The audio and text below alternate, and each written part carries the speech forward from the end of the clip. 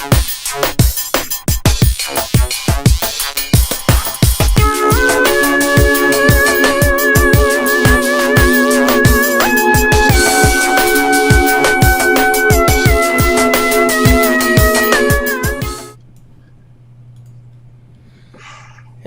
everybody. Hi out there. This is StarCast, a Star Citizen podcast where we're just going to throw around wild, random speculation. And tonight I am joined with two new people to the StarCast cast, which is Core and Trendane. So, Mr. Core, would you please fill the audience in on what you're all about? Well, I'm Core. I have my own Twitch channel, and I've been streaming for a little bit, and I've been trying to get some traction going, and I think I do have a very, very stable base there. Unfortunately, I have not been keeping up to date with Star Citizen as much as I should have. However, over the last 3 weeks, all I've done is read up about it, so hopefully I'll have something interesting to talk about. Other than that, I really don't have that much to say. Most of us are the same way. All right, Mr. Trendane, tell us a little bit about yourself. Oh, okay. I suppose I can do that. Well, obviously, Trendane. Just kind of starting out. Well, up until recently, I worked at Electronic Arts. I am fortunately now free of those shackles, and starting to push my voice acting career as much as I can. And part of that also is getting involved in video games. In a much deeper way than I used to, because I hated video games, really. It was very rare to find a game that really intrigued me. There were two genres that always really got me. That was RPGs and space stuff. Mm-hmm. So Star Citizen was something that as soon as I kind of listened to Mr. Roberts and all of his descriptions about it, I was like, okay, this sounds like something that I could get behind. So here I am. There we go. Awesome. All right, so a little bit about the show. For those who might be viewing this for the first time, this is how the show works. First off, we have a brand new feature. This is for people who are watching this on YouTube later on. If you're not watching this live, check this out. This bar over here on the left side of the screen. How this bar is going to work is I'll put annotations up. No, the other way. That way. Yeah. I'm going to put annotations up, and you will be able to skip to the interesting parts where Trendane does his impersonation of Han Solo, and I'm Chewbacca. Chewbacca. All right. And whatever. So we'll be able to, and also the numbers 1 through 5. Each one of the topics that we'll be covering tonight will be. You can just click. One topic is super boring. You hate it. You can click that. If you try to click it right now, I'm going to take away 500 internet points from you. Because this is live, and we can't skip it just because you clicked it. So, yeah. We can, we just won't. We won't. We just will refuse to acknowledge your click. Also, for the way the show works is we are live with you here watching, as Trendane pops open a beautiful frosty beverage. All you have to do is leave in the comments, you type in question, and you put it in brackets. And we have a moderator or two in the audience who will go through the questions and gather them all up for us, and we'll do a Q&A at the end of the show where we will throw around some more wild speculation. So, there we are. Okay, so I guess we can go ahead and get started about the interesting and amazing stuff that's coming up this week. Let's see. Our first topic is $21 million reached, plus a letter from Chris Roberts. So yeah, they hit the $20 million stretch goal, and 21. 21, and we're headed on up to 22. So, what do you guys think about the goal and the letter? Core, you go ahead and take that. You've been reading more about it than I have. The goal in the letter. What exactly are you referring to right now? Because are you referring to the 22 million goal? Yeah.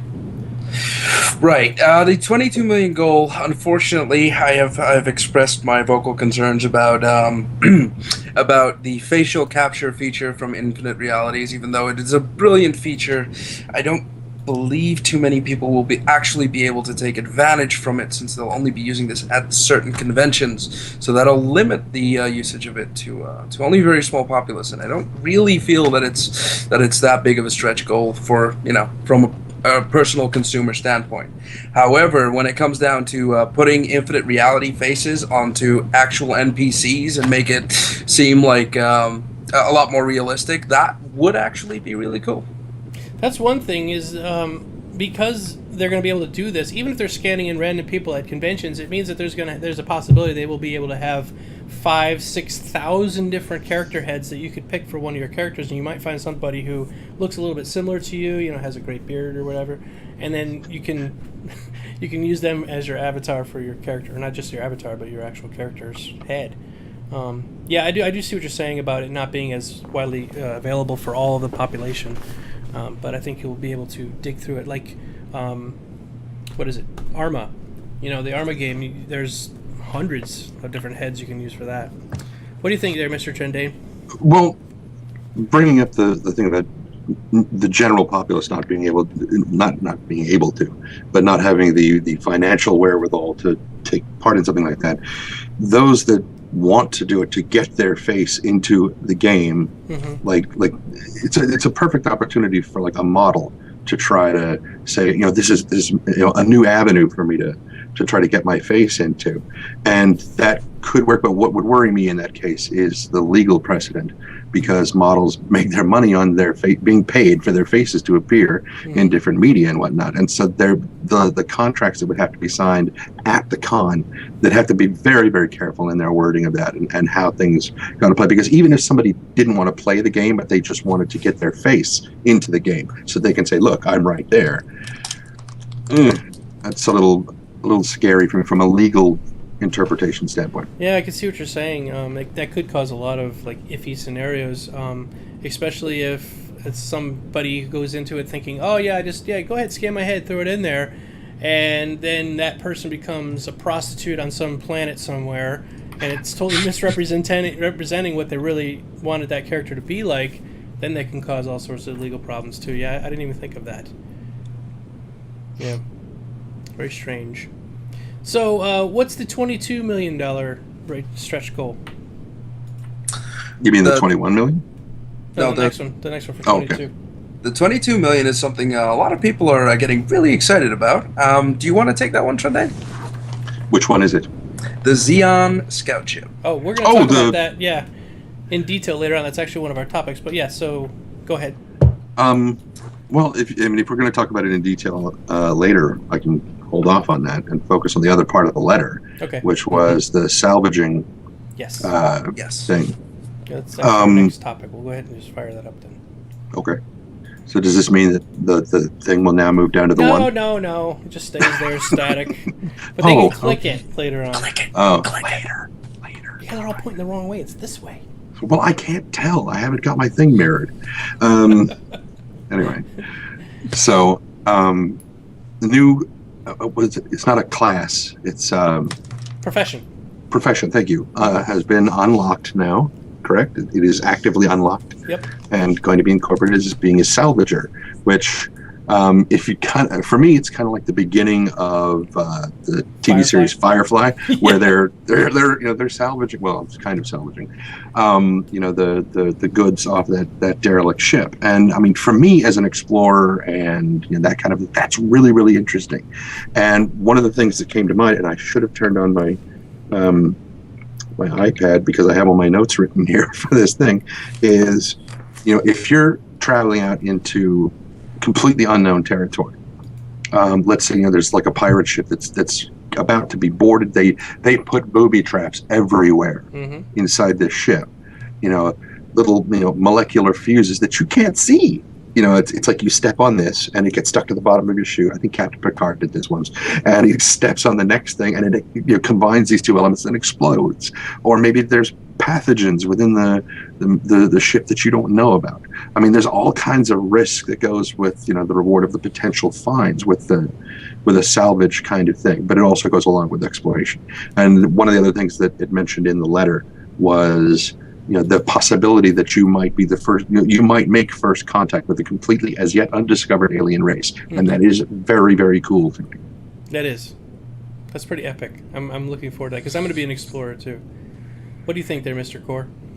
Well, I would certainly like to do my fair share of exploring, especially since the salvaging mechanic makes it seem so interesting. Now it seems like all these little asteroid and space rocks that you see floating around the galaxy actually serve a purpose. You go there, you have the ability to go inside it to see what's there, and I think that that's going to add a whole new level of immersion that previously, as a combat person myself, had not considered. So yeah, I'm looking forward to it as well, and just going off on my own salvage mission just by myself. Have they ever talked about any kind of multi-classing? Like, could you be a pirate salvager? Assuming that they've not really discussed classes in depth. I mean, you can be whatever you want to be, can't you? Yeah. I mean, it comes down to the way that you set up your ship, to the way that you outfit yourself, or the kind of job that you would like to do yourselves. You could have, for instance, your own freighter ship for when you don't have a lot of time and just want to pull some freight around and make some easy money. Mm-hmm. And other times you jump in your fastest ship and you fly out into the middle of nowhere and explore an asteroid. Yeah, I can see that. I was just thinking more like, say you are a pirate and you go out and you take out this one ship, then you could jump on that ship and try to rip off, scuttle it, like you do in the Navy. That same kind of thing pirates would do. Take the ship over. I would expect that's kind of part of the job. I mean, if you're a pirate, it implies that you would be plundering people's booty. If you don't, I mean, if you just blow something up, like, okay, I'm done, and you just take off, you're leaving behind a lot of stuff. Yeah. I think that having the right equipment for the job is what it comes down to. Not so much having the skill or expertise probably to a sense, but having the right equipment is what's going to make the difference. It's the same mechanic that they discussed with mining. You can shoot your lasers at an asteroid and hope to get some tiny scraps of precious metals from it, or you can actually use a precision mining laser and get large chunks. Mm-hmm. So I'm guessing the salvaging mechanic is going to be somewhat the same. If you bring the right tools for the job, you're going to walk away with a lot more reward than you bring a blaster and just start shooting off door locks. That was the thing they mentioned about in the Wingman's Hangar episode. Somebody asked a question, could I blow up an asteroid and then gather all the little pieces? And they were saying, well, why would you want to do that? That's sort of like, blowing up a house with dynamite and then going back in and trying to pick up the pieces afterwards. You probably want to just walk in the house and take the stuff you need, which is how the precision laser will sort of be able to pick out, like, oh, there's a chunk of gold on that huge asteroid. I just want that chunk, and it can pull that chunk off. Is what I'm thinking. There's a line from Raiders of the Lost Ark that I think covers that very, very well, and that's where Belloc was telling the Nazi guys, you would use a bulldozer to find a china cup. Mm-hmm. And same sort of thing. I just watched that movie the other week. That's pretty weird. I always watch it, though. It's pretty good. Yeah, you're in my brain, Trendane. Stop it. Or in your house. I mean, no, brain. That's who was here last night, stalking me. Well, Yeah. All right, so that sounds good. Really looking forward to hearing more about it, and then also finding out whether or not we can do multitasking or multi-classing. So, all right, let's move on to our next topic. The ship. The new ship. I'm going to mispronounce this, but you all know me long enough. I'm going to mispronounce it anyway. The Xi'an Scout, or Xi'an Scout. Okay, I will just shut up now and let you two talk about it, because... All right. The new scout ship, which has been released in the letter they talked about, that's coming up for the next stretch goal, right? Yes, the Xi'an ship will be the most maneuverable ship there is from what it's been discussed. It'll probably be around the same size as or the same classification as the Aurora or the 300i. Mm-hmm. It will not feature main thrusters, which is the main difference between this ship and every other ship. Instead, it'll have an articulated rig system that controls the thrusters in such a way that you have a lot more maneuverability. So we're assuming that the thrusters themselves have a lot more kick to them than your average Tier 1 or Tier 2 thrusters that the Aurora has. Mm-hmm. But at the same time, it'll probably not be able to outrun a ship like that. It will probably be able to outmaneuver it, fly circles around it, but from my point of view, I'm guessing that an Aurora could still run away from it and then take it out at range. But again, that's speculation. It's going to look like a vertical ship, similar to what you're used to seeing from. I believe it's not a Y-wing. It's what's the B-wing. B-wing. There you go. Yeah, I got a picture of it right now on the screen for those watching. Yeah, in there you'll see what we believe is the Xi'an scout ship. It'll have a little egg pod in the center and those two things sticking out at the bottom and the top. Yeah, they said they're going to have gimbaled, articulating gimbaled thrusters on this, unlike the other ones, which are more static thrusters. Mm-hmm. So it's going to be a little bit very, very maneuverable, but as you're saying, not as fast. What I can liken it to is like a Harrier jump jet. You know, the Harrier can do vertical takeoffs because it takes its thrusters and it points them at the ground and then it lifts up that way. I'm thinking this is similar to that. It's very maneuverable, can get in and out of places a lot easier than other ships can, but not nearly as fast in a straight line as, say, an F-18. It feels to me like it would be the perfect ship to put on a carrier, to fly the carrier into the combat zone and have all these Xi'an scout ships just swarm out. I mean, that seems like a lot better than starting on two different sides of the battlefield and having these Xi'an very slowly move towards the enemy, and the enemy just picking them off at range. But again, that's all speculation, of course. All of this is speculation because, you know, we're so far out from the game being released. That's all we have really to go on. So we just chat about this kind of stuff. You know, we come up with crazy, wild things, and maybe they come true. Which makes us oracles. Yes, we are oracles. We are the dreamers of dreams. What do you think, Trendane? Well, with regard to the design of the ship, when I first read the description of it being near the vertical design rather than the horizontal design that humans would normally use, we're used to having kind of a flat craft so that the whole thing acts like an airfoil, and then you've got the wings extended on as well. Mm-hmm. But in space, you don't have that thing. Now, the description of it indicated that it could vector all of the thrusters in one given direction, which to me I interpreted as, instead of flying this way, that it flies this way. Because you don't have to worry about atmospheric flight. There's no drag on the fuselage. Yeah. So you could point all four. Yeah, exactly. And you could point all four thrusters in one direction and shoot that direction. Mm-hmm.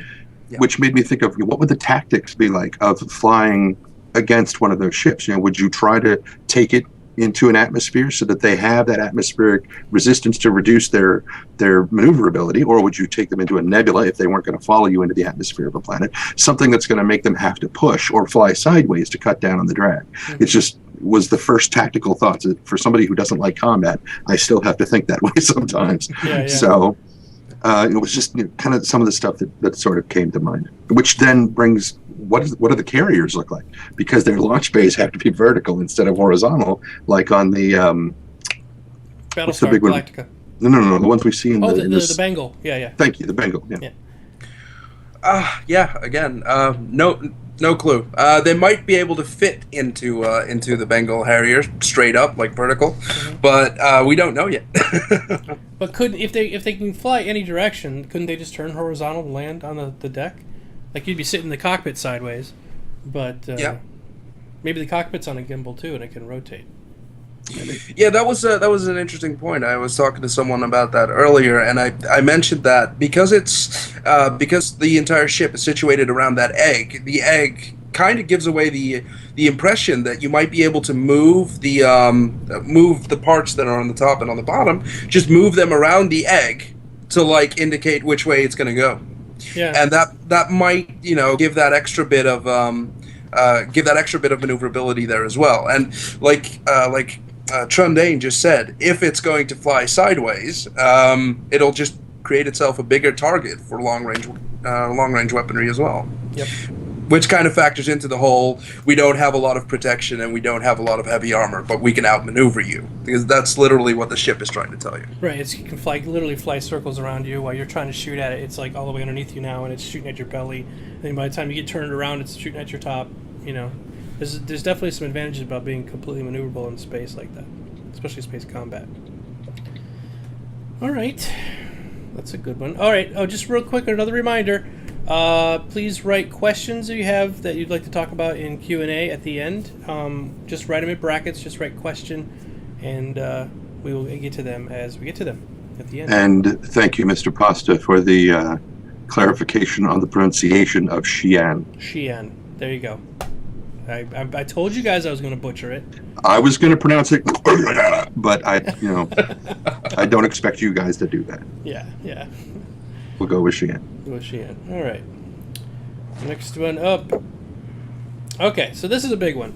Coming up in 2 days, we are going to be on 10/10, and we're going to have a live stream. Now, Chris Roberts and Cloud Imperium Games is going to be doing a live stream show talking about a bunch of new stuff that's coming up. We're going to speculate on what it might be tonight.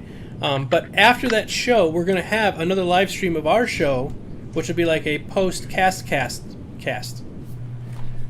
And we'll talk about what they said, what might be new, things that they talked about this week. So really excited about that. So yeah, what do you guys think that's going to be released, or what they're going to talk about at this upcoming event in 2 days? Go ahead, Trundle. Oh, damn it. Okay. I know it's still early, but I think they're going to need to get to a point where they can show. We've seen people walking around in hangars. We've seen ships sitting there. We've seen people sitting in the cockpits and stuff. We're going to need to see in-game examples of the what was it? The expanded realities. Mm-hmm. Infinite realities. Yep. Thank you. Infinite realities. We're going to need to see what that looks like in the engine, which they should be able to do, not on a wide scale, but at least on one person. Then, if they had any levels of gameplay, actual gameplay, even if it's not playable by the public, just something to demonstrate this is what it looks like. I mean, I know that I've mentioned, bank turns in space make no sense because there's no atmosphere to push against for a bank turn. They did say, though, that they were going to have, as a matter of fact, I'll show some combat right now. They were going to try to mimic the Battlestar Galactica? Well, not just Battlestar Galactica, but the atmospheric effects. Like what Train Dane's saying is, in space, there is no reason that you need to bank. Like, you literally could just turn your ship on an axis because you're... Babylon 5 is a great example of that. Yeah. Yes. Exactly. Great show. So, yes. So I'm showing some of that combat right now, which you're seeing the thrusters firing in different directions, and you're turning literally on a dime. Like, there's no reason you can't be rotating your axis almost a completely 180 degrees without ever taking any kind of drag. But there is G-forces involved. Like, G's still work in space. Even though you're weightless, you still have the momentum and the inertia. And there's actually been quite a few really good posts on the forums talking... These people are theory crafting like crazy.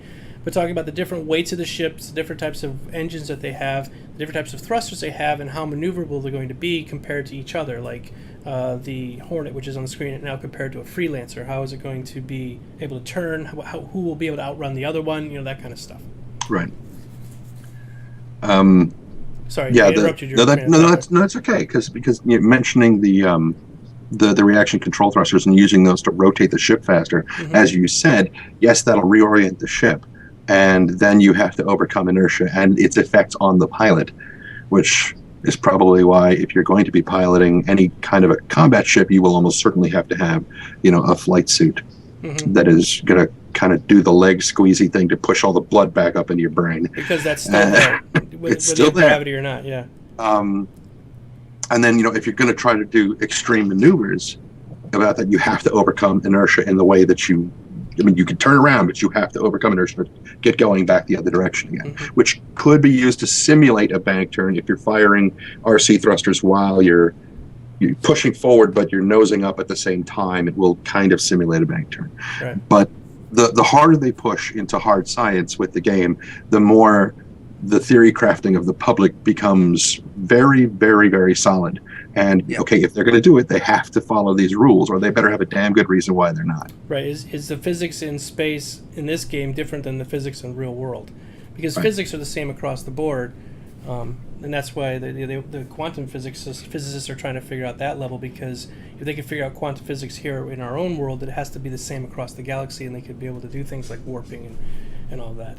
But that's a topic for another time. Yeah. So what do you think there, Mr. Core? Well, everything that I was thinking was said. Okay. So I'll. Sorry. No, that's completely fine. We all agree on the same principles here. So, I mean, I think that's a good thing. I mean, we don't always have to have different ideas, because if we're all thinking the same thing, then Chris Roberts must be too, right? Yeah. To an extent. To an extent. It's very difficult to innovate if we are all doing the same thing all the time. What do you think? No, that's very true. What do you think about the any other big announcements you think they'll have? You think they're going to talk about a new ship or maybe have a sale? Now, the fact that they'll have a sale is almost guaranteed, because they've already made a comment about them leaving the ship sales open until October 14th. Which ships these will be, unfortunately, we do not know. The speculation currently lies, or is leaning towards the Hornet variants, or the Hornet variants, the Starfarer variants, or bringing back some old LTI ships such as the Retaliator or the Gladiator into these sales. So that's definitely something we can look forward to then too for that date. Yes. Yeah. I believe so. Now, do you think that the severe theory crafting on this one? Go for it. Do you think that they would have? Do you think they would have any discounts for people who are at the event, for discounts on these sales, as opposed to people who aren't actually there? That's a good question. I think that they could pull it off. What I'd like to see, maybe something like they do with BlizzCon. I know this isn't as nearly as big as BlizzCon, but when you show up to BlizzCon, you get a mount, and then if you watch it online, you can get a free little Murloc pet. Every year they have a different Murloc pet. So maybe they could do something like that for people that were online. You know, they can say, "Hey, everybody, here's this code. It's going to work for another hour," and you put it in on your thing, and Bob's your uncle. So yeah, we can see. Well, we will see. We will see. All right. So let's get into some Q&A then. We got a couple of questions I saw come by. Oops, turn off your Q&A time. Q&A time. All right. We have a question from Zeltesh. Zeltesh. Hello, Zeltesh. He's one of a really great group of fans that are with me all the time. So thanks a lot for coming and writing in some questions. All right, he asked, what joystick would best suit this game, any? And what OS would you need for best calibration? I'm going to go with any kind of HOTAS system. What do you think? A HOTAS system would be very nice. Unfortunately, I'm a gamer like through and through, and keyboard and mouse is where I come from.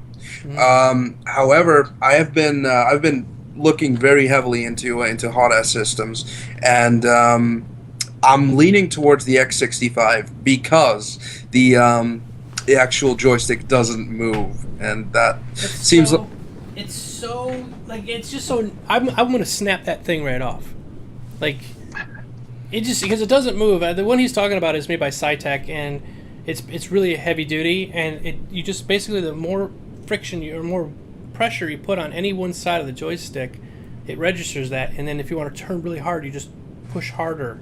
But I think I'll just snap the damn thing off when I'm trying to make a hard bank turn or something. This is the one I've got.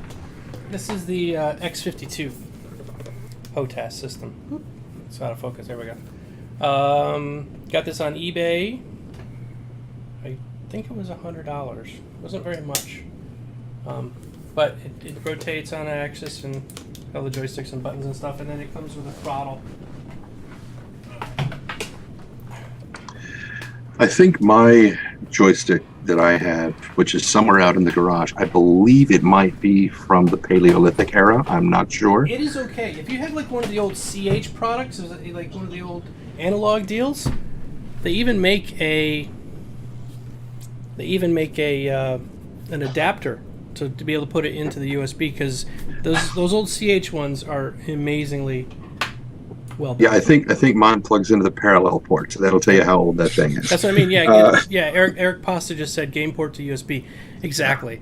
So you can the CH flight stick. Oh yeah, CH fighter stick is cheap. The only thing about the CH products, in my opinion, is old, because they just haven't changed them at all. All they've done is made them from game port to USB. That's like all they've done. It's exactly the same buttons. It's that same kind of plastic, but they last forever, and they're super well built. Just like an Edsel. Yeah. No. Nick Chronic says, I will use my Xbox controllers for this game. That's actually right. Chris Roberts there have shown scenes of Chris Roberts flying his ship around with an Xbox controller. So it'll work. Speaking of controls, this is slightly off topic, but It's all right. Go for it. the concept of roll and pitch and everything else kind of brings it to mind. And I think, were we going to touch on ship AI at all, or are we saving that for another time? I guess Go for it. we skipped over it because we were talking about this earlier, folks. We were saying we were going to talk about it, and then I think we moved the other thing in instead. But we can Okay. talk about it now. Just We go can talk ahead. about it now. It's a question you have, so ask your question, and we'll. It's kind of a question I have. Okay. I mean, one of the things that I've often wondered is from all the space shows that I've watched and everything, it is entirely possible that when you encounter another ship, you're cruising along like this, and the other ship is going like this. Mhm. So at what point do you guys agree that your ships should orient towards each other this way? If you're functioning in three-dimensional space, Mhm. and is the AI going to determine, okay, that is the front of the ship, I should orient towards it this way in this position? Right. Now, with the controllers, joysticks and stuff, because I watched you, Domo, doing the thing where you kept, God, I wish I had my joystick, because you were trying to do a roll and you couldn't. Right. Yeah, I guess that's kind of where I'm headed with that, which doesn't quite have a question in it, but Yeah. I'm just looking at this Halo Avenger. feel free to move on. If No, it's fine. I'm just trying. I was listening to what you're saying, but this guy Halo Avenger just posted this really weird random thing. I'm not going to read it because it just doesn't warrant reading. But it's strange. Is it printed in Xi'an? It is in Xi'an, and it's upside down Xi'an, so I don't really have a chance to stand on my head. Not right now. Not right now. It won't work. Anyway, so yes, the ship AI, which we were talking about. People were curious why my camera is going fuzzy. People were curious to say, will we have AI that we can purchase or rent that will come with us on these adventures? And can we assign them? Can we train them up? Can we say this guy is a really amazing pilot, so I'm going to have him in the pilot seat and I'm going to go sit in the gun, or vice versa? Like, he's a great gunner and you just keep training him up for guns, and he's like somebody you purchase or rent, like a mercenary. Oh, we're talking about actual people. I thought we were talking about the ship's computer AI. No, I'm Right, talking yeah. about Okay. NPCs that you can get to go, because some of these ships, like the Constellation, you need a crew. Like, you can't do the whole ship yourself. Yeah, there ahead. was a little bit of confusion, and that's the fact that Trendane was talking about an actual ship AI that helps you in navigation and targeting. Whereas a lot of the questions that are actually out there are about the NPC crewmen, the character slots, and the crewmen that you can hire. Now, there is a lot of speculation on whether or not you'll be able to train these guys, and whether or not they'll take time, or how much money it'll cost, etc., or if it'll even be there, or if they'll just all be the same base level, so that the actual pilot skill still factors in. One of the interesting about the NPC crewmen is that, from what I've read, is that you can only have 4 at any given time when using them as wingmen, and wingmen, of course, being single-seater craft. However, So they could take one of your, real quick, they could take, if you had like a freelancer, they could take your Hornet out and be like a scout with you? yes, exactly. That's cool. But go ahead, continue. Sorry, I just want to clarify. No, that's fine. However, and anyone can correct me here, they have not made any mention of how many NPCs you can actually have crewing one ship at a time. So, for instance, could you crew an Idris with with an entire company of NPCs? You're going to need a big company, because that's even a bigger ship than a Constellation. Yes. That's the other thing, and I've heard, this is sort of a speculation too, that in the future, well, all this is in the future, but farther on, maybe like a year or two after release or whatever, what's going to happen is you'll be able to go from, you log in, and your friend's halfway across the other side of space, and you want to go play with him. that you can log into one of his NPCs and take that NPC over and then be his gunner and hang out with him and chat with him and stuff like that. And then when you're ready to leave, you leave, and then the NPC sort of, you unjack from it basically, and then you move over to your ship, and then that guy has his helmsman back or whatever.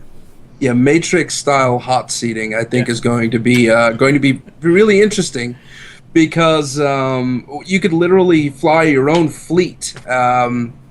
Up to a certain point, of course, within reason, and have all NPCs in it, but have, your entire clan on standby, so that if you do get attacked, instantly all those NPCs become players, and your skill level gets boosted incredibly to the level where the enemy probably thought they were fighting a couple of NPCs in one player, to the point where they're now having to deal with turrets that actually hit things. Mm-hmm. Exactly. Eric Poster just says, great for managing persistent capital ships. That's going to be a problem. I mean, you have a target as big as a Bengal carrier and you own it, you better watch your back constantly. I mean, there's a big threat there that you're going to get that thing taken away from you. You'll probably have to patrol it around, unknown areas of space or fringe space, so that no one ever gets a fixed read on it. That's another problem, though. Okay, so they're only going to have a finite number of these capital ships. And if say, let's just make up a number. There's 100 of them in the whole game. And all 100 of these people are paranoid, and they take these things out to the farthest reaches of the galaxy where almost nobody ever goes, just so they can keep them safe, because you're not going to be able to park one of these things in your hangar. Like, are the ships just basically gone? You'll never see a Bengal character ever when you play? I don't think you'll see them as prominently. Luckily, when they get destroyed, they come back. But I don't think we'll prominently see Bengal carriers in ship warfare a lot of the time, unless it's a very high priority situation. But again, we don't know enough about the game to speculate what will be a high priority situation. Maybe the only high priority situation in the game will be either attacking a space station or attacking another Bengal carrier. Yeah, it's a couple people were saying in the chat that you'd probably end up keeping the ship close to the main capital in UEE space, so that at least the police could get to you in time. But if somebody hits you hard enough and fast enough, they're going to still be able to take it away from you. I'm not sure if I'd be comfortable keeping my capital ship near Terra. I think too many people would see that as a nice, big, fat, juicy target. Yeah, no matter what, yeah. Because, hey, who doesn't want to say, hey, I took on a Bengal carrier. I lost, but I took on a Bengal carrier. I have no interest. So I'm the only person who would say that. It does bring to mind how many people, and I'm somewhat loath to say this, but I mean, there's a bit of shame to it. How many people do you think are going to get one of these things, not so they can play the game with it, but just so they can say that they have one, that it becomes bragging rights and not a ship they're ever going to use? I could probably see myself doing something like that, parking on the dark side of a moon somewhere and just like, yeah, I got it, baby. Check out my Bengal. Well, how can they check it out if you never bring it in? I had pictures. I'll have me standing on the bridge going with my scanned-in face on the Photoshop, dude. Holographic Photoshop. It could happen. We could hold a parade. So speaking of high priority targets and stuff, so let's say, for example, you've got 100 of these Bengals that are out there that nobody's ever using because they won't want to risk losing them. Yeah. Now, what if RSI or Cloud Imperium, that they basically say, we need to get these ships into the mix. Mm-hmm. And so they basically put out a call to say, we are having problems with the Vanduul. We need every available ship to get the hell over here and drive back this incursion into our space. Mm-hmm. Any pilots who do not respond will be blacklisted from Terran, from then it becomes a pirate Bengal carrier. Basically. That forces them to either use it or they lose their rights to bring that ship, only that ship, into, controlled space. Yeah, no, that actually sounds really interesting. And before I go deeper into that, I was just reminded, the ships we will probably see a lot more prominently will be the battle cruisers and the destroyers, because they also cannot dock.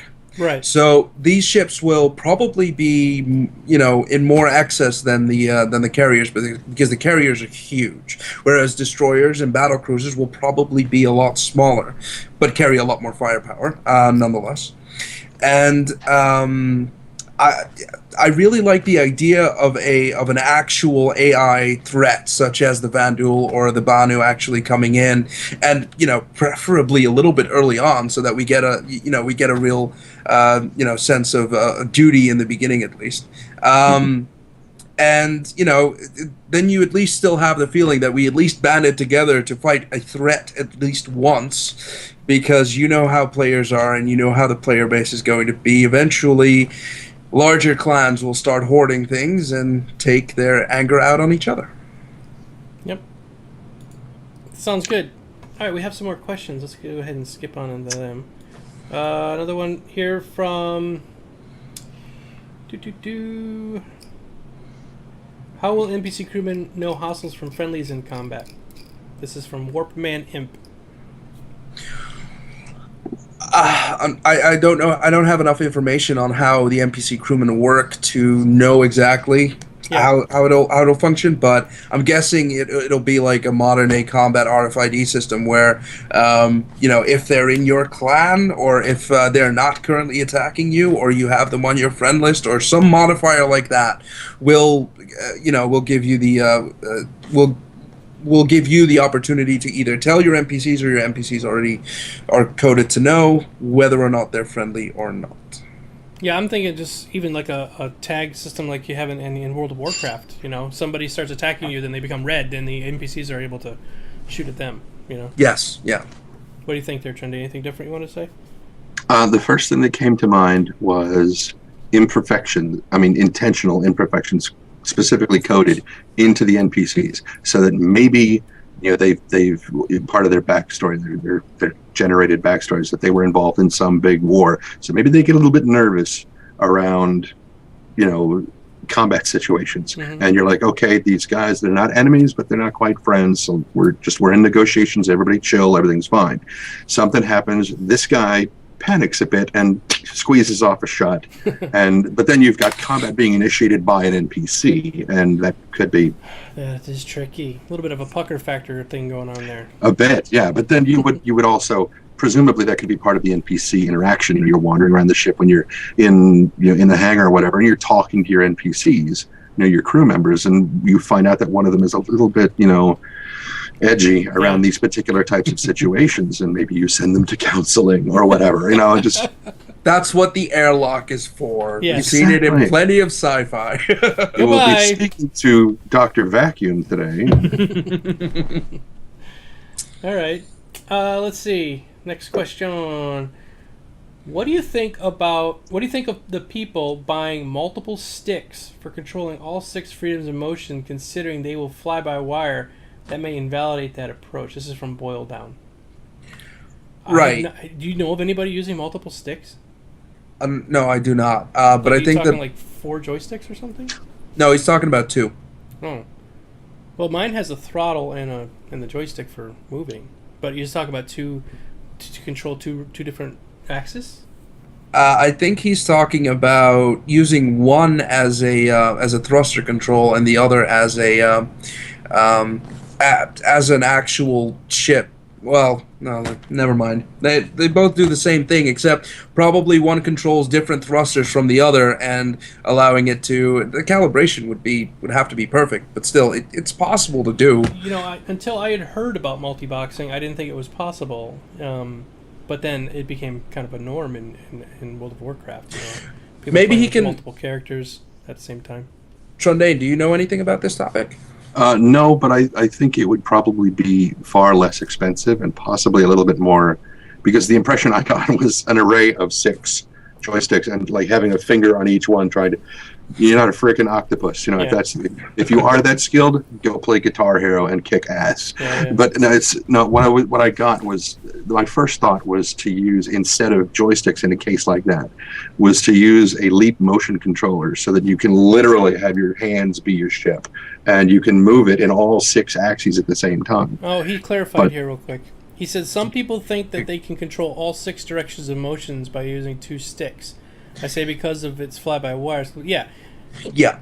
You basically, when you're using your joystick in this game, you're moving to the left. You don't have to think about the 6 axis that you're going to be controlling. You just move the controller to the left, you lower your speed down or whatever, or you rotate your rudder, and the ship's computers are going to do all of those thruster vectors. Matter of fact, in this SC Combat video, which we watched a ton of times tonight, watch the thrusters fire. You can see them when he starts doing some heavy-duty maneuvering on the Vendel ship right now. You can sort of see little purple ones. But on the Hornet in a second, you'll see there's like 6 huge thrusters on top that are firing in all these different directions. You don't have to tell which one of those to fire. It's all done by the computer. Yeah, the fly-by-wire system it was an ingenious invention because it allowed pilots to merely guide their ship towards its destined path rather than control the precision controls manually. Right, having to control every single aspect of flight is just a little bit ridiculous. I mean, the old days when you had wooden airplanes. Oh yeah. Yeah. Yeah. You were flying it. Now Let's not mention War Thunder because the fly-by-wire system in that. War Thunder is the only game I know of that tells you don't use a joystick because you can do way better with a mouse. Yes, exactly. See, there's the thrusters firing in this thing. Look at the rear engine firing at the same time. All the surface thrusters are firing, or the different. Oh yeah, and it's a bit gimbaled. You can see it pitching back and forth. Yep. Yeah. Okay. All right, so let's move on to our next one. Let's see. Okay, how does insurance work? But we already answered that one a little bit. Can you use insurance if someone boards your ship and take it from you? Possible exploit. But maybe we should talk a little bit about insurance first, because that was a question before. Okay. If you have insurance, you don't get everything back unless you have everything insured, and most people probably won't unless they just have lots of money laying around. You're going to insure your ship, and then you can insure your weapons separately, and you can insure your cargo, but you can't use that infinitely. So go ahead with what you were going to say. I'm sorry. He's asking if somebody boards your ship, can take it from you. Yeah. Well, everyone here probably knows how LTI works. As in, your ship gets blown up, you get it back the same way that you originally got it, not any of the modifications that you made on it. Now, for instance, the possible exploit that he's referring to in this is if, say, you have LTI, and somebody steals your ship and boards your ship, steals it from you, and you go back to the insurance and say, "Hey, my ship has been stolen." Except your ship wasn't really stolen. Your friend took it, and then he gave it back to you, or sold it and gave you the money. Mm-hmm. That would fall under fraud. And as far as we know, we don't know what systems Chris Roberts will be using for this, but he's been very adamant that he'll be zero tolerance on fraud, and he will probably have some way of policing it. Yeah, it's gonna be tough though. I mean, if you did work your way up to a Bengal carrier, and then you just gave it to your friend to go sell so that you could claim the insurance on it. You can't insure a Bengal carrier. Oh, okay, never mind then. So let's not use that then. Let's use Constellation, which is still a very expensive ship, and I know you can insure the Connie. So you give the Connie to your friend. You go to tell him it's lost. How are they going to prove whether or not that's your friend? There's going to be a lot of chance for exploit there. I think what they're going to do, they're going to read the serial numbers off the engine, and you're going to have to file them puppies off when you try to sell it. I think there might be a way for them to, for instance, see which money was used or which credits were used for the sale of the ship that was boarded, and whether or not those credits then, within a certain amount of leaps, end up back in the bank account of the person who originally owned the ship. Now, again, that's pure random speculation, but it's like tracking where money goes. Right, it's really difficult. Unless they're going to mark the credits and be able to track it back. Hey, they can be the own SEC in this case and work and build this system from the ground up so that the entire economical system is built upon it rather than going, oh, well, we got money, how do we track it? Mm-hmm. All right, what do you think there, Mr. Trendane?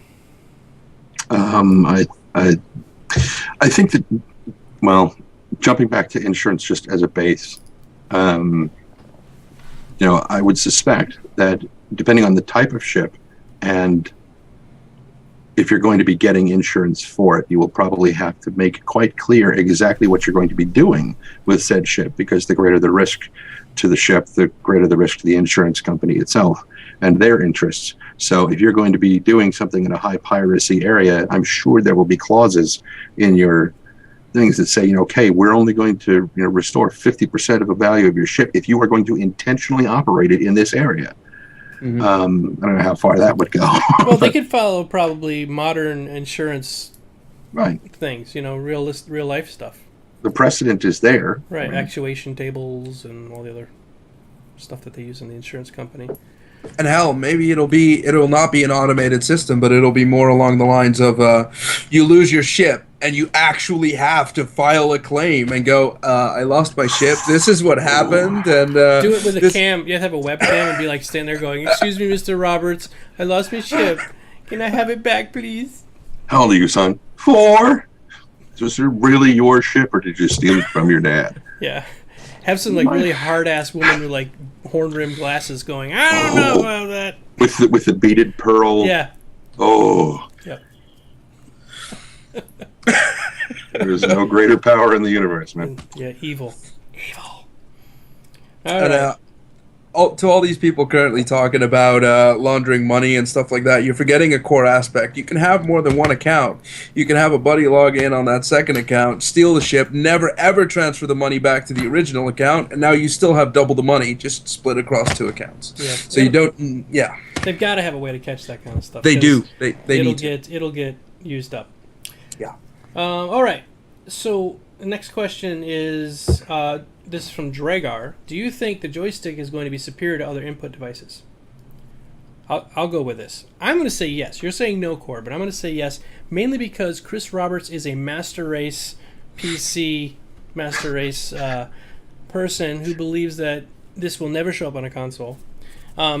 I don't believe that mouse flying that is being used in War Thunder will necessarily make it into Star Citizen. No. It's good in some respects because it means anybody with a keyboard and a mouse, which is anybody playing the PC, will have the keyboard and the mouse. So obviously they have the control mechanism. But I want it to be really, really gimped. It's okay, you can fly around with a mouse and keyboard, but you're gonna need a joystick to really perform well in this game. There are 2 extremely different varying opinions, and one really minor that nobody really cares about, which is the controller. Nobody really cares about that. Right. And the 2 varying opinions is that you've got the mouse and keyboard users who who claim to be the PC Master Race, mm-hmm. like me, and then you've got the joystick users who also claim to be the PC Master Race, only from 3 decades ago. Hey, get off my lawn! So what you've got is 2 conflicting opinions. I realize that in a lot of ways, compared to keyboard and mouse, joystick is actually more limited in a space sim because you can use the mouse in such a way to actually point, to twist around the axis in the same way that a joystick can. And a mouse can do it with a lot more precision and a lot faster. Now, this is what Chris Roberts has already touched base on. A mouse, in that sense, will always be superior, but he's going to make sure that the ship itself will have limitations, and these limitations will apply to the joystick as well as the mouse, but of course a lot heavier to the mouse because you can't just increase the DPI and make the ship turn faster. Right. So I believe in that extent, Chris Roberts will try to balance the joystick and the mouse as evenly as possible within reason, I guess. It's a balance question, yeah. Yeah. So in my opinion, I do not believe that the joystick will have a far superior advantage over the mouse because, like Chris Roberts says, he has to limit the mouse's capabilities, whereas he doesn't have to limit the joystick's capabilities. Yeah. All right, Trendane, what do you think? What's your opinion? I like lamp. I don't have. The experience I have working with a joystick is limited to MechWarrior. Oh, God, yeah, I love that. Yeah. Which is back out, by the way. It's just not nearly as good as it used to be in the old days. Yeah. Even though it looks better. But yes, go ahead. Oh, it looks gorgeous. It is. Trying not to fall back into my love affair with the Timberwolves, but which sounds wrong when I say it that way. Anyway, buddy of mine in Florida is like, it's all about a vulture. I'm like, no. Anyway, Death from above. It's a different show altogether. We don't have a show for MechWarrior Online. Anyway, getting off topic. You were going to say something about joysticks? Yes. He's had too many beers already. I'm halfway through one, but it is a German beer. So yeah. Can we not? This is probably going to piss somebody off, but can we not talk about the master race while I'm drinking a German beer? Yeah, really. Just saying. I honestly, I don't know. I don't have enough experience in a space sim with joystick controls to really warrant a guess either way. I mean, I've been flying, in Eve with a mouse just fine, and that doesn't really apply anyway because you basically go double click and your ship turns and goes that direction. Right. Eve is flying with an Excel spreadsheet. It's not nearly the same game. Yeah, and since I hate math, I'm screwed on that game too. Yeah, same here. You have a calculator, so technically it's multiplayer calculator. Ooh. I think it's a great game. I mean, I'm not going to knock Eve. It's a great game, but it's not. No, I saw some people earlier in the chat arguing really vehemently about that this game is just another version of Eve, and it's not. And this is an action game. Yeah, the main difference would be that in Eve, you're not actually flying your spaceship. You're pointing at where it's supposed to go. Like in any other MMORPG, you guide your character to where he's supposed to go. At the end of the day, the character could technically refuse to go there because he's either getting shot or blown up or whatever. So, like a lot of the controls in MMORPGs, you never feel like you're in direct control of what you're doing, whereas in Star Citizen, you're going to be direct control of your ship.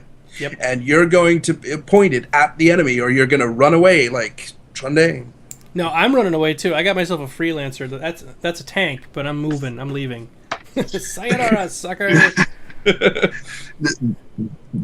point that you just made, Cor, brings right back around to what we were talking about what are they going to do at like a convention or a game show or something. Yeah. That's what they need to do. They need to show the difference between Eve and Star Citizen. Put all this shit to rest. Yeah. That's what they need to do. That's a good point. I mean, there's some people that say you should never do that because then you're talking about the competition, you're giving them more press or whatever. But it would help separate, I think, some of these issues. You could put a big sticker at the top saying "Random Space MMORPG." Yeah. Based on spreadsheets. Nobody would ever know what you're talking about. Oh god, we're gonna get some Eve hate. I'm telling you. I've played Eve for a long time. Yeah, I give it a shot too. I didn't get too far in it though. It was so slow, and the fact I couldn't. There was like a guy coming to attack me, and I'm like, I'll just fly over and attack. No, I can't. How do I attack him? Oh wait, let me open up this menu, and then we go down here and we find the thing. Oh, I don't have enough skill in that yet. Okay, so how do I run away? And I'm like looking through these things, and I'm getting shot up. It was terrible. Yeah, those Eve guys are mean. Okay, so let's move on. We got lots more questions. I think we skipped over one as well. I think we skipped over Lumivox. Oh. There's going to be... Okay. He wants to know... Lumivox is asking, there's going to be any huge futuristic ships traveling from and to paradise planets like cruise ships? And if so, can players explore that futuristic, huge economical potential? Oh, like Fifth Element. With... Where'd they go to that planet? Floston. You're on it, Trendane. I knew if I asked that question, you would have that answer. Oh, yes. Yes. Think of Floston Paradise. I don't know. They have not said any words yet about any kind of recreational activities, but I would love... Well, there's a huge debate currently going on the forums about recreational activities. As in what regard? Whether or not we should have sex and how graphic it should be. That's a good point. Space sex. They should just take a page out of Road to Hell or Redemption. What was it? Red Dead Redemption? No. Road to Perdition? No. It's another road movie. It's a game that you would swear it came out like 30 years ago. Highway to Hell. It looks maybe.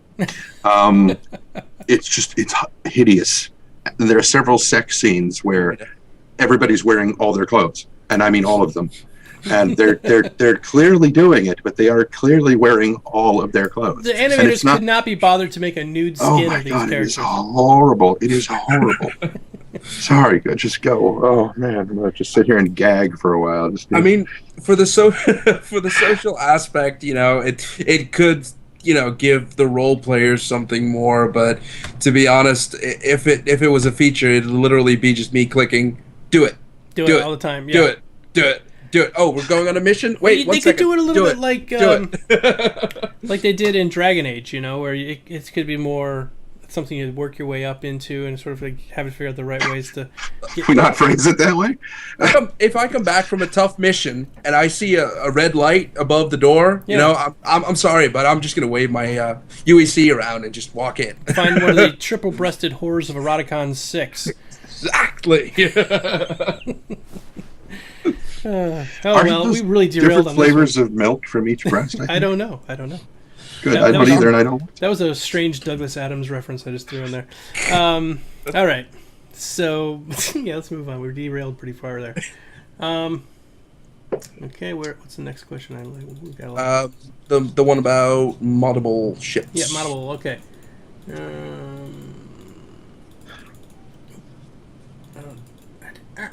I'll find it, I swear. Oh, okay. Okay. I found it. To what extent will any ship be moddable?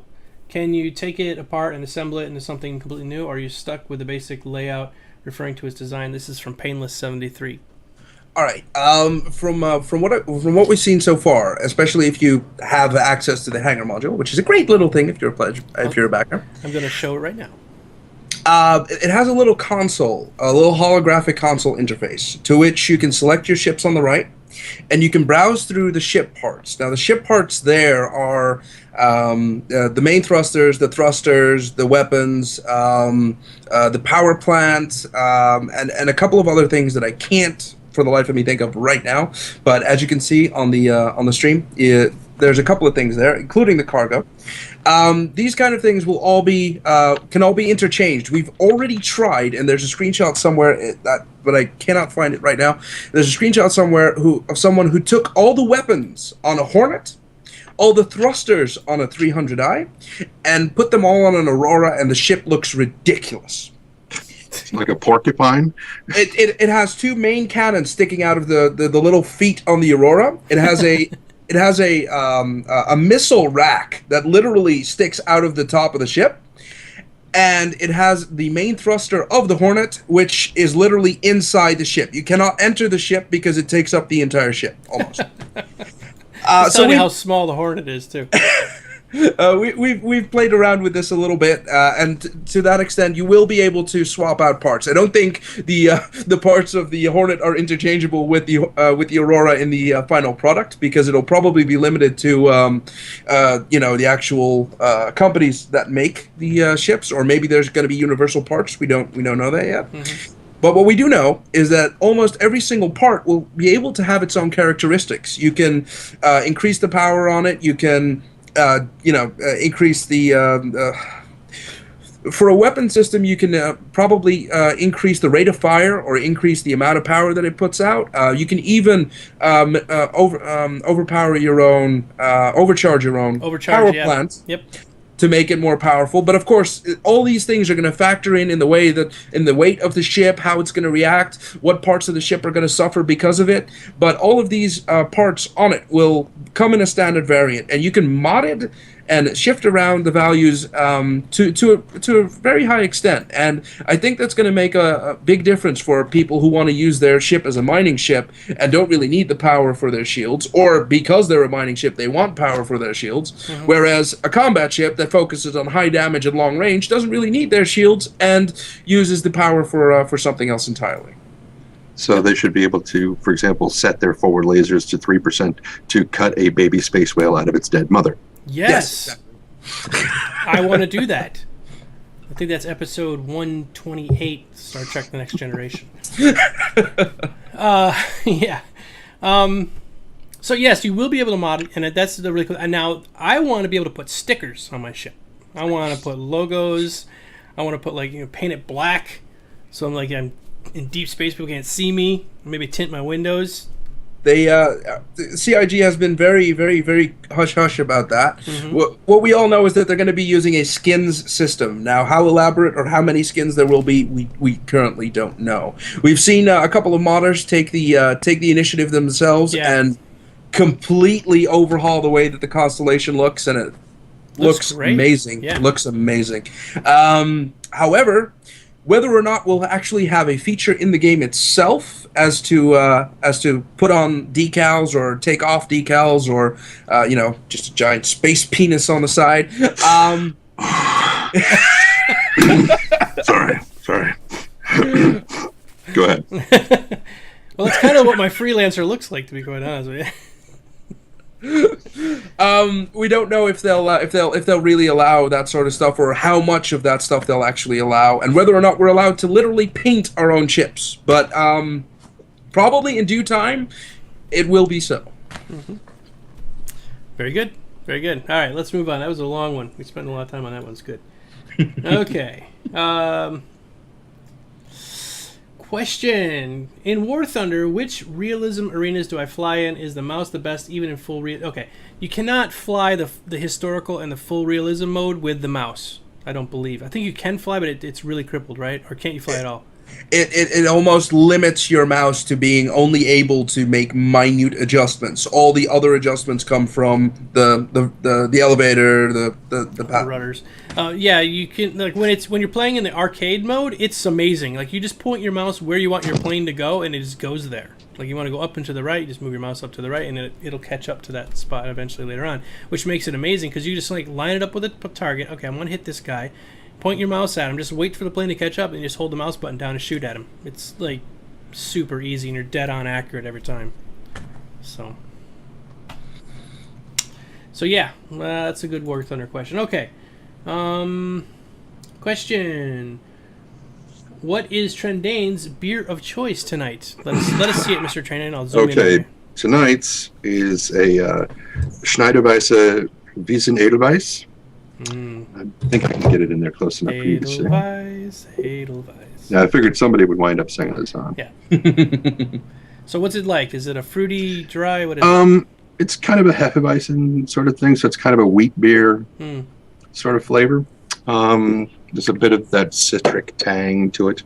It's actually, it's a little bit more intense than like a Blue Moon or a Shock Top kind of Hefeweizen, but it's actually very nice. It was my choice between either this or the Russian Imperial Stout, which that would be very good. However, my housemate put it in the refrigerator, and beers that dark you drink at room temperature. I'm sorry, so I'll just save that for next time I'm on the show. Okay, very good, very good. Which will be Thursday. We should be doing all this again on Thursday. Remind everybody, on 10:10 they're going to be doing the live broadcast from Chris Roberts and all those guys over there. And right after following the show, we're going to come on and talk about what they said and make fun of them. No. We're just going to come in with our opinions and see if any things that we talked about was, we foretold it. Tell your friends. Yes, tell your friends. All of them. Twice. And then do that Wella Balsam commercial thing from the 80s that most of you are too young to remember, where they tell two friends and they tell two friends and so on and so on and so on. Yeah, we're aging ourselves really, really badly. Yeah, I know. All right. I guess this is our last question. Do you feel the 100 ship instances will hurt gameplay exploits from Dark Hunt? What do you guys think? I don't think they will. The problem with the current explanation of the system is, like, we all understand that they're going to be splitting up the sections of the battle to make sure that to decrease the load on the server. Yeah, you got 1,000 ships in there all doing those kind of maneuvers. It's going to blow stuff up. Your server, I mean. Yeah. Now, we don't know, however, how they're going to divide these ships over all these sections. Is it going to be position-based? Or is it going to just literally be, oh, there's a massive army here, there's a massive army here, let's throw it into one booyah base and hope that the ships get randomized evenly? That sort of stuff we don't exactly have the details on. I do not believe that having more than 100 ships in one instance is really something that in a combat sim really something that you'd want, because 1,000 ships flying around, a stray bullet shot from 100 kilometers away might eventually catch up to you, and you'd be dead from a combat scenario all the way across the galaxy almost. Yeah, remember, they're in space, it's a vacuum, and no one can hear you scream, first off. But secondly, when you shoot a bullet, in theory, it will go on forever at that velocity. Until acted on by another force. Of equal or greater value. So says the Mr. Newton. I mean, it might zip around the sun and come back and hit you. Do a slingshot which would maneuver. Be awesome. In fact, it might hit you before you shot it. I think that with Star Trek 4, The Voyage Home. Star Trek 4, The Search for Whales. Star Trek 5, The Search for God. Star Trek 6. Yeah. Sorry, Search for you a were plastic saying. surgeon. No, it's fine. It's fine. I think that with 50 ships per instance, again, they haven't said anything about the size of the ships. I mean, they could be talking about 50 Idrises on both sides here.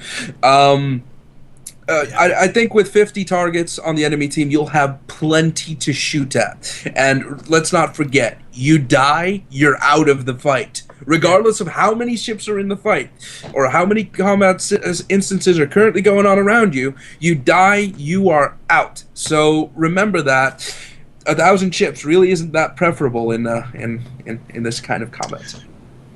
Okay, this brings up a question for me, and I think Domo. I think I've watched you play some of the older Wing games. Commanders? Yeah, I was playing Wing Commander a couple weeks ago. The one where you were dealing with the Kilrathi and whatnot. Yep. And I think I remember seeing that there were several points where you were dogfighting and like lasers or whatever that missed one of the Kilrathi would hit your own ship. Yes, now, I killed one of my own guys once. Yeah. Right. Now, is this still going to be the same sort of thing? I mean, when you're in this... Yes. Yeah. So, friendly fire... Sorry. Friendly fire has definitely been confirmed. So yes, you can take out your own ships, and it's been specifically pointed out that let's say your enemy is flying. You're chasing an enemy, and he happens to be flying straight for your Idris or your somewhat larger ship. Now, there's no way for you to shoot at the enemy, and if you miss, you'll hit your own ship. So, do you shoot at him, or do you pick a different target? See, for me, I would say it depends on which weapon I'm using, because a laser is not going to turn around and come back like a missile might. Right, yeah.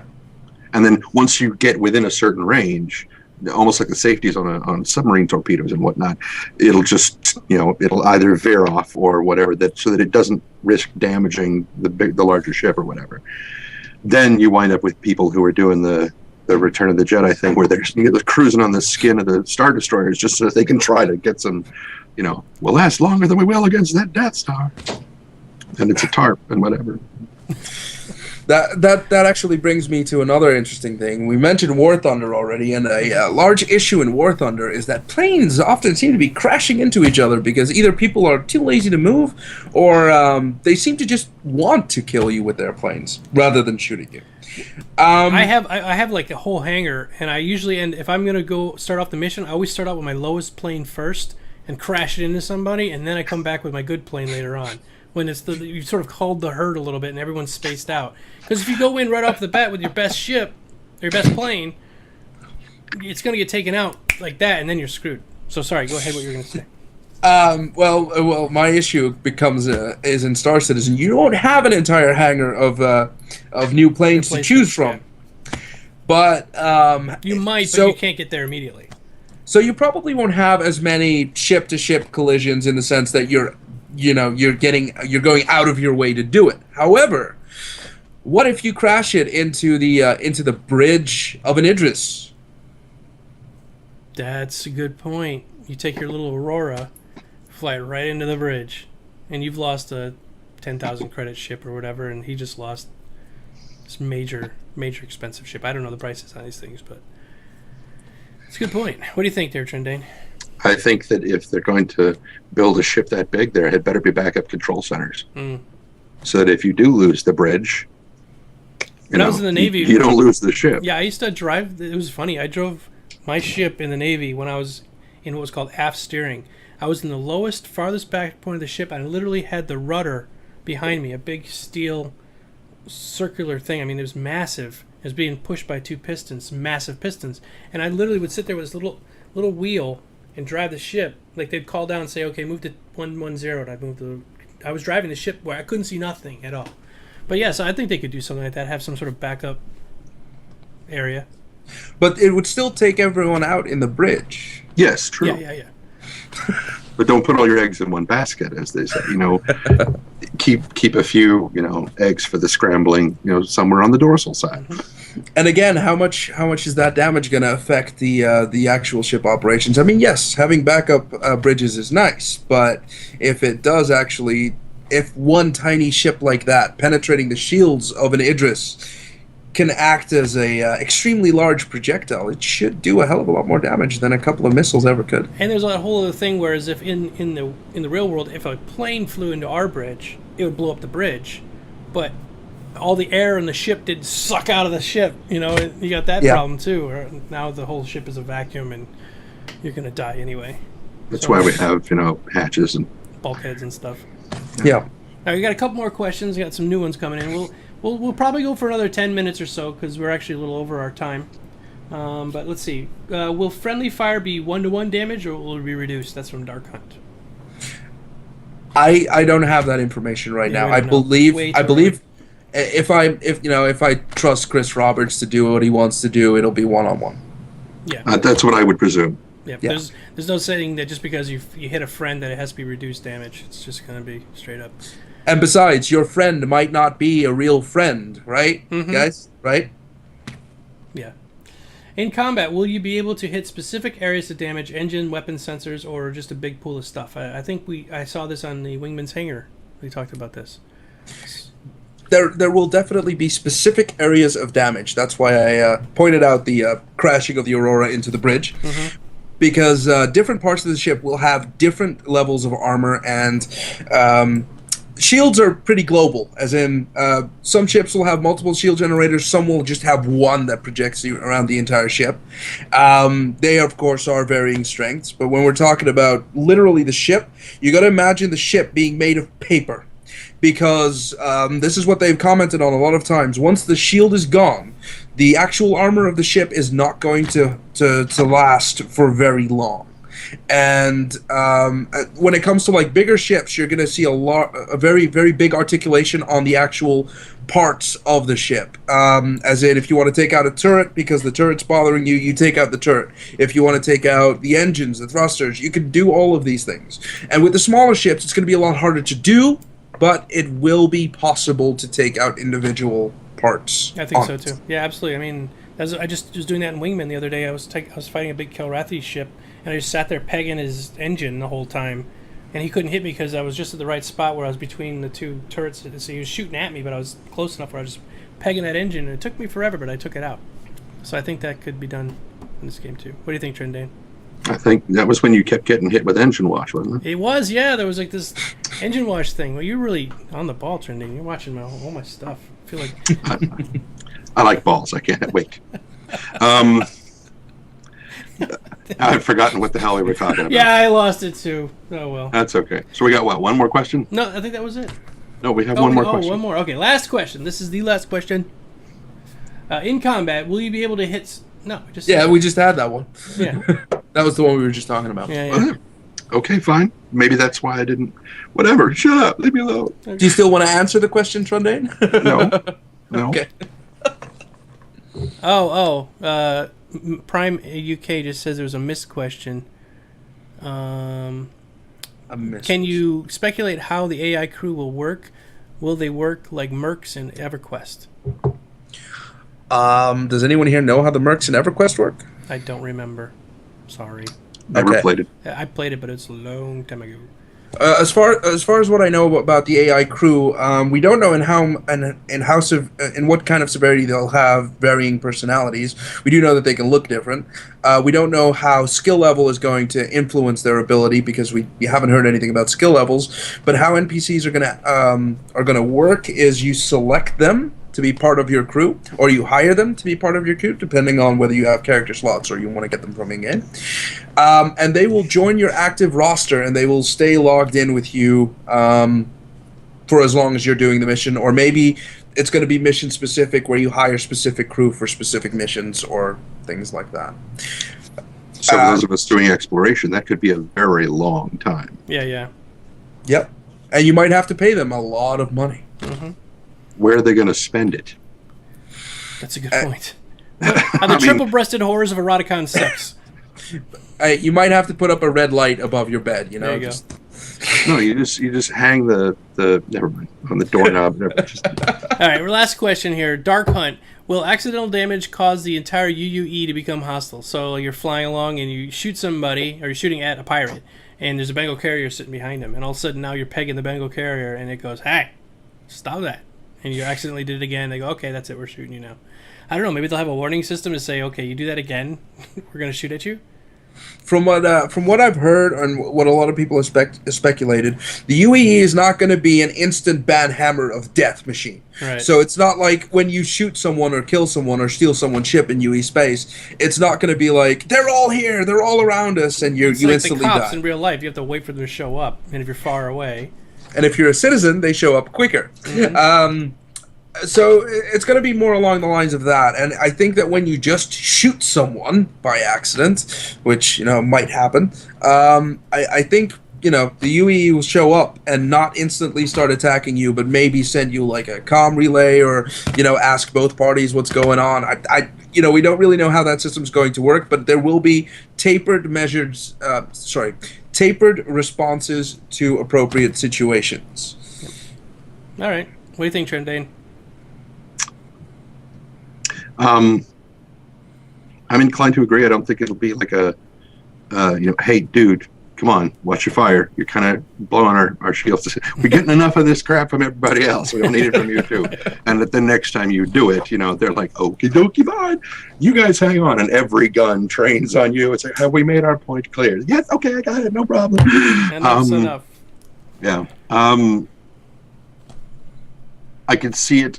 If you do it, if you wind up blowing a ship up, like if yours is the killing shot on a Bengal, which would kind of be cool, a little bit, especially in my freelancer. I was trying to mine the asteroid behind you. I thought I could. It would have an impact on your insurance. It would have an impact on whatever your standing is. Because, if you're going to start shooting friendly targets, you can bet that the insurance company is going to be like, how about no? Yeah. If you want us to cover you. Definitely a clause in the policy somewhere. Mm-hmm. Mm-hmm. All right. Well, it's a good time to stop. Before we go, real quick, Mr. Core, tell us about your Twitch channel and your Twitter.